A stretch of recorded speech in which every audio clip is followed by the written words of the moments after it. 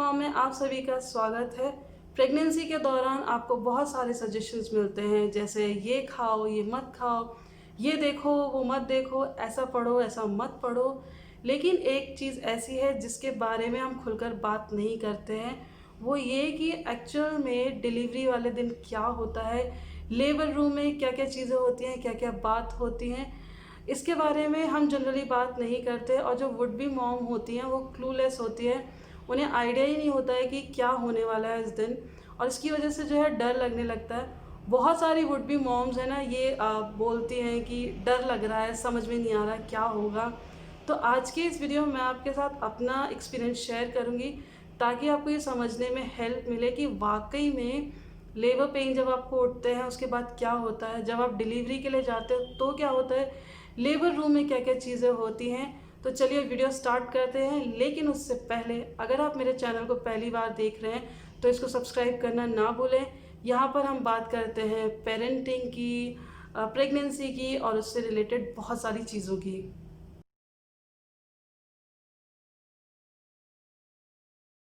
Generally क्या होता है, आपको लेबर पेन उठते हैं और आपको पता रहता है कि अब ये टाइम है हॉस्पिटल जाने का।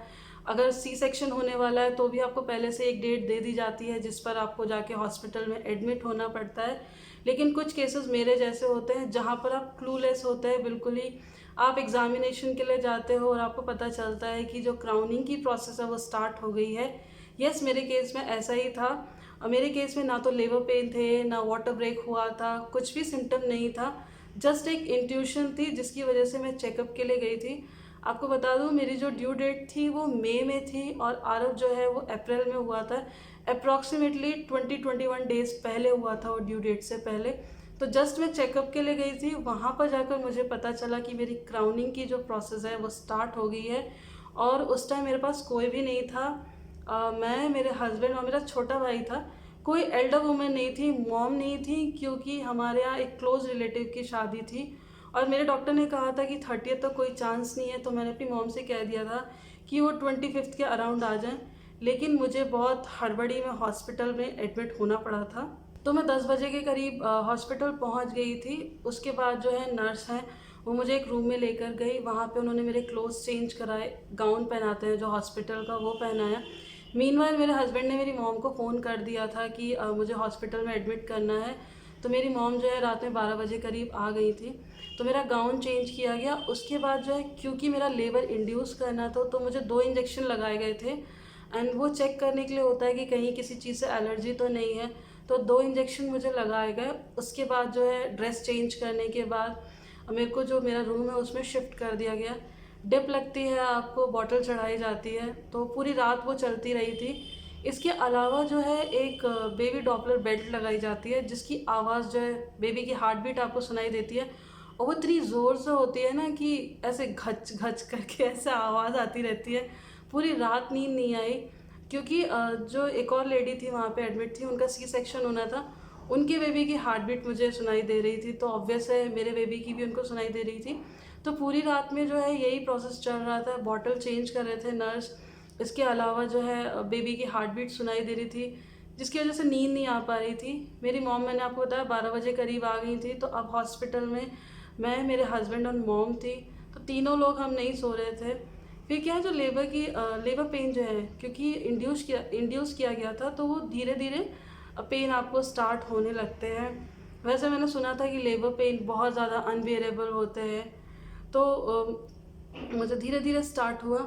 और मैं अपनी मॉम से कह रही थी कि मतलब होता है पेन तो आप बोलते हो। तो मेरी मॉम ने मुझे एक चीज़ बोली कि जस्ट आवाज़ निकाल के मत रोना, क्योंकि अगर एक बार ये स्टार्ट किया तो सहना मुश्किल हो जाएगा। तो मैं आपको बता दूँ, अपनी लेबर वाले दिन बिल्कुल भी नहीं रोई, एक बार भी नहीं रोई मैं। पेन स्टार्ट हो रहा था और जैसे कि मैंने आपको बताया कि लेबर पेन में क्या होता है, रेगुलर इंटरवल में पेन आने लगते हैं, तो वो मेरे स्टार्ट हो रहे थे। पूरी रात ऐसे चल रहा था, पेन आ रहे थे मुझे। और इसके अलावा क्या है, मॉर्निंग के 6 o'clock अराउंड नर्स ने आके मेरा वाटर जो है वो ब्रेक किया। जनरली लेबर पेन स्टार्ट होने के बाद हो जाता है, लेकिन मेरे केस में डॉक्टर ने किया। तो वाटर ब्रेक हो गया। जब वाटर ब्रेक हो गया तो ऑब्वियस है फिर लेबर पेन आपके और ज़ोर से स्टार्ट होने लगते हैं, उनका ड्यूरेशन कम होने लगता है। हाँ, ये पेनफुल होते हैं, लेकिन मेरा मानना है कि हर एक वुमेन की जो है सहने की शक्ति अलग अलग होती है। मैंने आपको बताया था ना एक लेडी और थी, उनके रोने की आवाज़ रूम तक आ रही थी और मेरी मॉम जो है बहुत ज़्यादा वरीड लग रही थी, वो डर रही थी, उनको ऐसा लग रहा था कि उसकी आवाज़ सुन के मैं ना डर जाऊँ। लेकिन मुझे पर्सनली लगता है कि हम वुमेन जो है इतना जो पेन है वो झेल सकते हैं। तो मेरे केस में इतना ज़्यादा नहीं था, या आप कह सकते हैं कि मेरे में थोड़ा सा सहने की शक्ति ज़्यादा थी या पेन कम था, वो मुझे नहीं मालूम। लेकिन दूसरी जो वुमेन है उनकी मेरे को आवाज़ आ रही थी। मैं नहीं रोई through out my labour pain, लेकिन जो पेन होता है ना, धीरे धीरे क्या होने लगे, एक पॉइंट ऐसा आया जब मुझे ऐसा लग रहा था कि अब मुझे सुनाई नहीं दे रहा है। वो शायद पेन की वजह से होता है। तो जो मेरी नर्स है वो बहुत, सारी नर्स वहाँ पे बहुत अच्छी थी। तो जो एक नर्स वहाँ पे खड़ी थी तो वो मुझे बात कर रही थी वो मुझसे।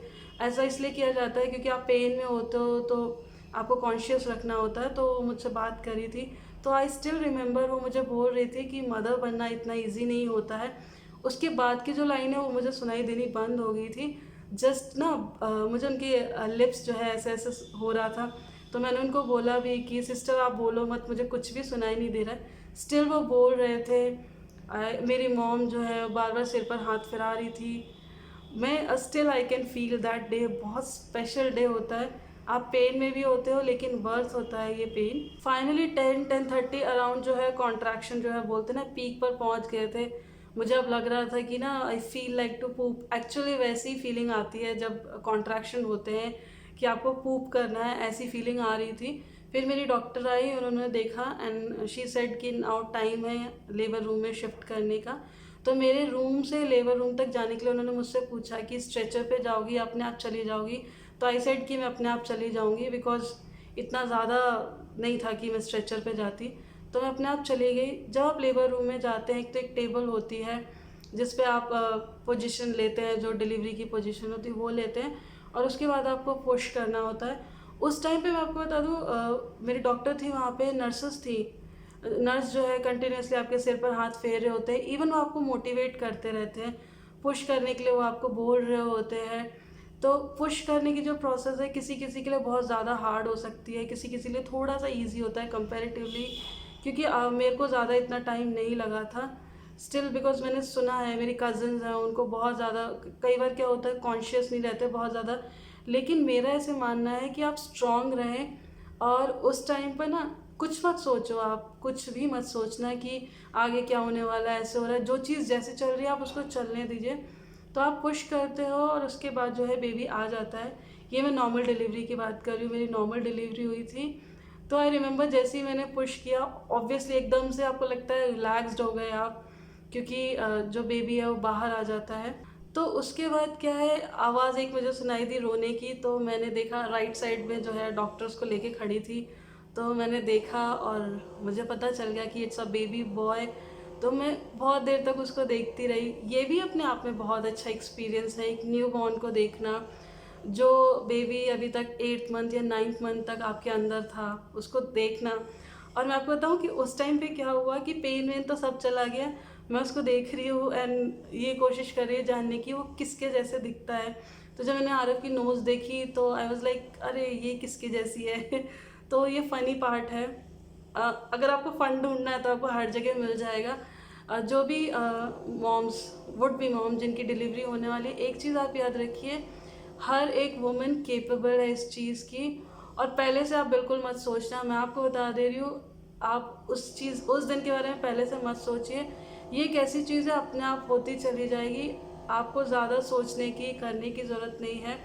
तो उसके बाद क्या है, जो अम्बिलिकल कॉर्ड है डॉक्टर्स वो जब काट देते हैं उसके बाद थोड़ा सा आप टाइम दे देते हैं, क्योंकि मुझे याद है वो आरव को लेके गए थे। उसके बाद स्टिचेस मेरे को दे रहे थे। स्टिचेस जो हैं उसका मालूम चलता है पेन, लेकिन इतना ज़्यादा नहीं होता है, जस्ट आपको लगता है कि कुछ कर रहे हैं। अगर आपको नॉर्मल डिलीवरी में स्टिचेस नहीं आए हैं तो अच्छी बात है, आते हैं तो थोड़ा बहुत मालूम चलता है, ज़्यादा नहीं मालूम चलता है। और मुझे ऐसा लगता है कि नर्सेस का और डॉक्टर का बहुत इम्पॉर्टेंट रोल होता है जब आप लेबर रूम में होते हो।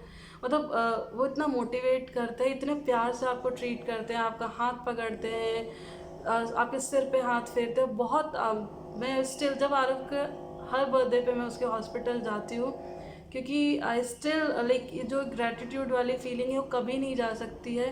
कि ऐसे लोग जो आपको नहीं जानते हैं और आपके मोस्ट डिफ़िकल्ट टाइम में आपके साथ होते हैं। तो उसके बाद क्या है, सिंपल आपको स्टिचेस दे देते हैं और उसके बाद फिर आपको आपके रूम में शिफ्ट कर दिया जाता है। मेरी नॉर्मल डिलीवरी थी, तो मेरे डॉक्टर ने मुझे कहा, मेरी मॉर्निंग में आरव जो है, आरव का बर्थ है 11/11 मॉर्निंग में हुआ था। तो मेरे डॉक्टर ने कहा कि इवनिंग में हम, evening in the sense night के टाइम डिस्चार्ज कर सकते हैं, क्योंकि ऐसा कुछ ज़्यादा दिक्कत नहीं थी मेरे केस में। लेकिन फिर मेरे हस्बैंड ने बोला कि मॉर्निंग में आप कर दीजिएगा। तो डॉक्टर उस चीज़ पे एग्री हो गए, मॉर्निंग में किया, बोला कि ठीक है मॉर्निंग में कर देंगे। तो उसके बाद मैं अपने रूम में आ गई। तो रूम में जब आप आते हो, बेबी को अभी तुरंत आपको नहीं देते हैं, क्योंकि कुछ ज़रूरी चीज़ें करनी होती हैं। वो आरव का क्या है, वो अपनी डिलीवरी डेट, जो एक्सपेक्टेड डिलीवरी डेट होती है, उससे 21 डेज़ पहले हुआ था।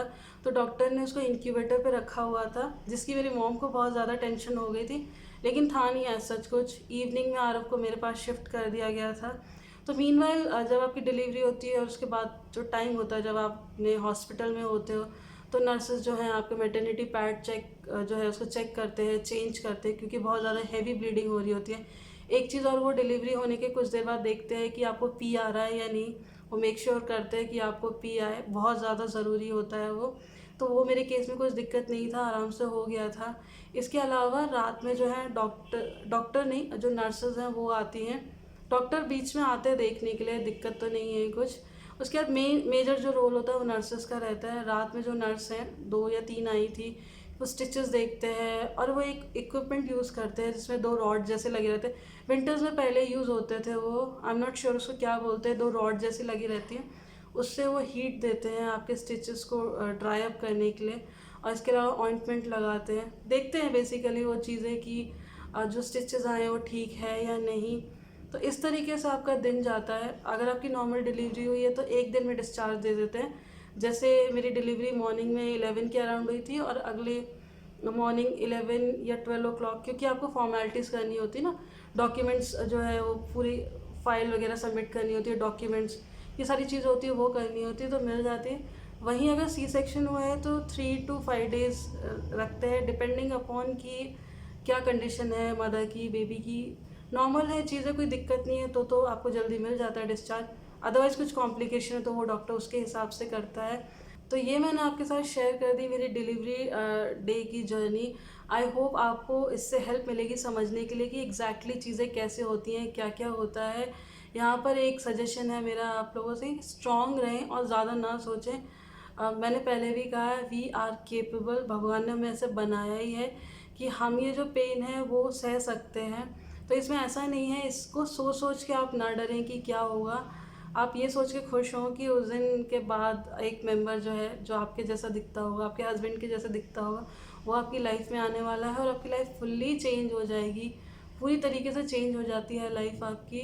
तो आई होप ये वीडियो आपको हेल्पफुल लगा तो लाइक ज़रूर करें, कमेंट करें और मेरे साथ शेयर करें कि आपकी डिलीवरी डे की क्या जर्नी रही थी। और जितना पॉसिबल इस वीडियो को शेयर करें ताकि जो वुड बी मॉमीज़ हैं उनको हेल्प मिल पाए।